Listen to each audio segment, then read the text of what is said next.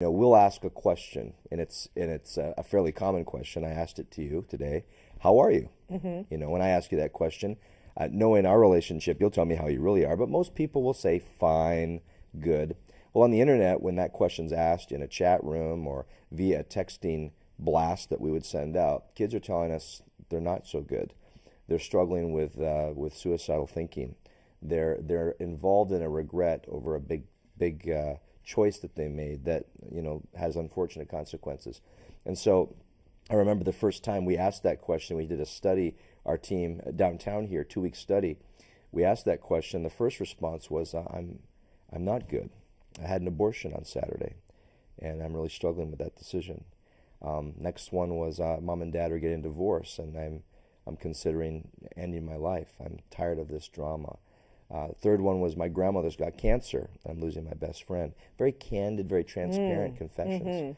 And so our team is trained to help alleviate, the tension that comes with those kinds of confessions. But to answer your question, when a suicide or an at-risk or maybe a criminal confession is offered, we take it seriously. And we've called 911 many times. At the point now when we call Fort Wayne, 911, they know exactly what we're about.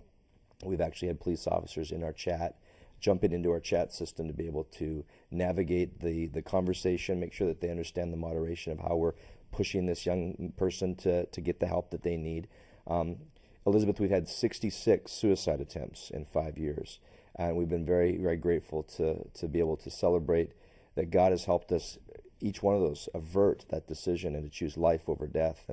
And so now what we're doing is we're trying to make sure that we've got a real strong policies and procedures so that when that comes in within seconds, we're moving to the next step of getting 911 involved, because it's a serious issue. Even if it's pretend, even if it's fake on the part of the student, we're taking it seriously. We always say at Remedy, we care too much about you not to do this.